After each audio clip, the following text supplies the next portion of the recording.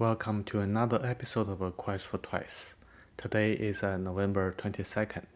ATKR reported excellent Q4 results on last Friday. So let's dive into the details. So for the fiscal fourth quarter, ATKR's both segments did very well. For the electrical segment, the revenue was almost $800 million. That's less than the record from the third quarter, but still the second highest in its history. Its EBITDA margin for the segment came in at 39%. That was a decline from 40+% in the previous several quarters, but that's still high. So I kept the numbers in this table at the far right. In the last quarter 2 years ago, the revenue for the segment was 350 million and the margin was 26%. So we can see that the latest quarter had a very, very strong revenue and margin just comparing to its historical norm. Its mechanical segment did very well also. So similar story, its segment revenue declined from the record in the third quarter, and the margin also declined from the record in the third quarter. But comparing to 2 years ago, its revenue almost doubled, and with a very strong EBITDA margin. That's why its total quarterly sales were over $1 billion. That's second highest in its history. And for this quarter, its overall EBITDA was 325 million compared to the 378, 360, and 293 million in the previous 3 quarters in this fiscal year. Now let's take a step higher to look at the EBITDA for the full year. So as shown in the figure on the top right, its 2021 EBITDA had a significant jump to almost $900 million. That was driven by the very tight residential market demand for its material. As a result, ATKR realized a very high sales price. And for this year, its overall EBITDA increased to an even higher level at $1.3 billion of EBITDA, exceeded the record delivered in fiscal 2021. And also, interestingly, if we look at the management outlook given in the last many quarters, we can see an interesting trend. In the guidance given with the third quarter 21 results, the EBITDA outlook for this year was about $500 million. So the management was forecasting a normalization of the market condition and the decline from the record in 2021. Then 1 quarter later, that's about 1 year ago, the guidance for this fiscal year was a little over $650 million. After that, guidance was raised each quarter to almost $1.3 billion. And that guidance stayed stable with a slight increase. So in each quarter, ATKR has been outdoing itself in delivering more than what the management promised previously. To me, that's very impressive. Now, there is a similar story for the EBITDA guidance for fiscal 2023. Its latest guidance given with the Q4 results was an EBITDA between $850 to $950 million. That would rank as second highest and above the previous record delivered in 2021. And the latest guidance is 50 million higher than prior guidance with the results from the third quarter 2022. So the message is the price and the margin will normalize, and we can see that from the margin, especially in the electrical segment. But Aqua will offset the part of the decline by volume increase and mix of more valuable products and mergers and acquisitions adding to its top line and bottom line. So its long-term EBITDA should be higher than 600 million. That's guided about 1 year ago. And the management and also gave a guidance of earning per share about $14 for next fiscal year. Management gave a long-term adjusted EPS goal as shown in the figure on the top right. So at the very end of this figure shows a fiscal year 25 goal of $18 per share. And if we look at the historical EPS, fiscal year 17, that's $1.65. Fiscal year 20, that's $3.78. Fiscal year 21, almost $13. And fiscal year 22, over $21.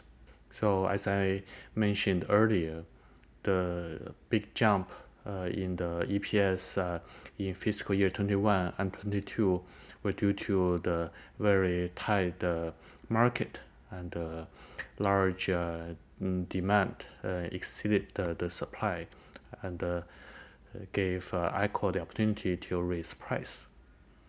So since the market is expected to normalize, then is it credible for Aqua to expect very high EPS comparing to fiscal year 20 and before? So in this bridge, Aqua explained the fiscal year 23, the outlook will be EPS about $14 per share.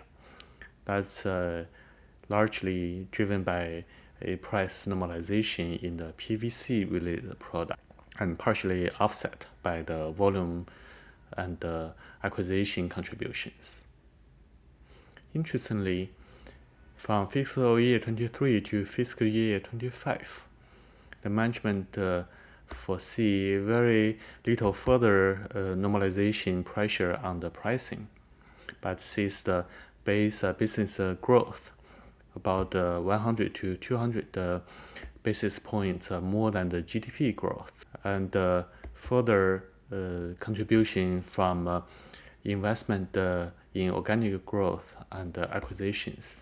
If Aqua can deliver about $14 per share in the fiscal 2023, then I think it will have a pretty good chance to deliver $18 in the fiscal 25. So what's the chance for Aqua to deliver $14 per share in fiscal 23?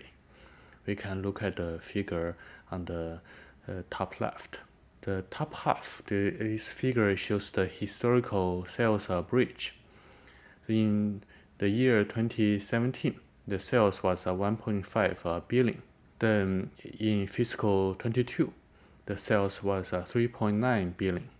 The increase was driven by $1.9 billion of increase due to price increase, and about $600 million of contribution from acquisitions, and with a reduction from volume mix in $100 million of less revenue. Then here comes the critical point, looking at the second half of the top left figure. So the EBITDA in 2017 was $228 million. And in 2022, the EBITDA was $1.34 billion. Price versus cost increased the EBITDA by almost $1 billion, with acquisition contributed $229 million of 2022 EBITDA. So the critical point is the management believes the $985 million of EBITDA increase can be separated to a sustainable part and just a market-driven abnormally high part. The management believes $400 million out of 985 price cost action is sustainable. That means it will be retained in 2023 and beyond. I believe most of the acquisitions EBITDA contribution of $229 million will also be sustainable. That's why $757 million out of 2022 EBITDA of $1,342 million should be sustainable. This breakdown gives me confidence in the management guidance of $14 per share EPS in fiscal 2023. One may ask that since the last 2 years, the high price was driven by a very hot residential construction market. Obviously, now the housing market is cooling very fast. Then why is Aqua management so confident Aqua can retain a very large portion of EBITDA increase from the price cost action? The management gave a clue in its key product line and the markets it serves. So that's shown in the table on the bottom left. So if we look at the bottom of this table, it shows the percentage of total sales from different market. So for the non-residential construction, that's about 65 to 75% of Aqua's total sales. The residential market is only 15 to 20% of Aqua's sales. The rest of the sales came from OEM and other markets. And for the residential market, there are multi-family market and single-family market. The single-family market is very weak at this point. But Aqua actually has more products exposed to the multifamily market.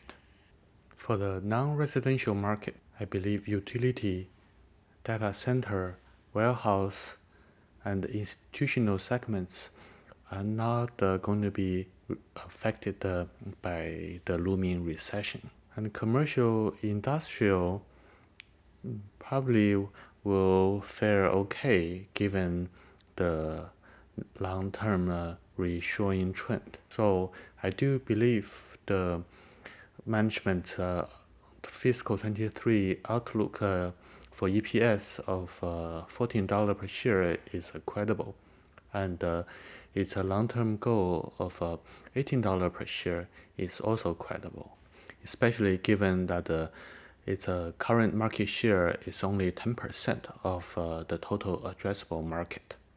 One example of the growth driver is HDPE conduit. The most of the $320 million acquisition in fiscal 2022 were for HDPE capacity. Aqua is also doing an organic expansion plant in Dallas, Texas, and allocated about $200 million of capex in fiscal 23. It has $7 billion of TAM.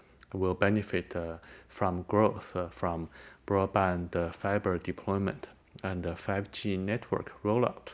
Aqua is expecting to be a top 10 player in overall HDPE market and the number 2 player in HDPE conduit suppliers. Now, let me quickly review the capital deployment status and risk updates. So in fiscal 2022, Aqua deployed $135 million of capex, compared to $64 million in fiscal 2021, and spent over $300 million in acquisitions, compared to $43 million in previous year. Aqua also gave an update on the purchase price over the EBITDA attributed to the acquisitions in fiscal 21 to about a factor of 2. So the purchase price is significantly below value based on this metric. That's an indication of very good use of capital. ATKR also spent $500 million of buyback versus $135 million in prior year, plus $150 million alone in the first fiscal quarter in 2023. I also see share buyback as a good use of capital because I'm going to get to that later. I believe ATKR stock is still undervalued. Now let's look at the growth drivers and the opportunities ahead. So with the electrification trend, that will broadly benefit the ATKR's electrical segment. And with the utility companies to harden the grid, it will massively benefit its products in plastic pipe, conduit, and fittings. Growth in digital infrastructure will significantly benefit the plastic conduit, metal framing, cable management services, plus metal conduit and fittings. And growth in renewables will significantly benefit its mechanical segment. Those trends will play out in years ahead and gives credibility to management guidance to reach over $18 per share EPS in fiscal 25. Finally, let's look at the ATKR's valuation. At $120 per share, its market cap is $4.8 billion, and the enterprise value is $5.2 billion. Using $750 million sustainable EBITDA in fiscal 2022, its EV over EBITDA is about 2. So the impact from the infrastructure bill and the Inflation Reduction Act are not included really in fiscal 2022. As I mentioned earlier, the multiple secular trends will benefit ATKR's business in the coming years. And for Hubble, the EV over EBITDA is 18. And Emerson is 12. So that's why I believe ATKR stock is significantly undervalued. So if we look at the PE ratio using fiscal 23 EPS of $14 per share, then the PE is 8.2. That's also significantly undervalued. As a consequence of the undervaluation and the huge amount of cash ATKR is generating, we can see a very interesting statistic. That's the weighted average common shares outstanding at the end of each fiscal year, as shown in the table at the bottom. So at the end of 2017, there were more than 66 million shares outstanding. That was reduced to 54 million 1 year later, and 48 million in 2019. Then 3 years later, that's reduced to 44 million at the end of September 2022. So ATKR is drastically reducing its common shares outstanding. So in fiscal 2022, its adjusted EPS was $21.55, comparing to $1.65 in fiscal 2017. That's an increase more than 10 times. Of course, the large increase was driven by the huge EBITDA increase, as I explained earlier. But it's also contributed by the significant number of share outstanding reduction by a third, from 66 million in 2017 to 44 million in 2022. This again shows the credibility of reaching more than $18 per share in fiscal 25. My original investment case in ATKR is still valid. this concludes this latest episode of Quest for Twice. Until next time, happy investing.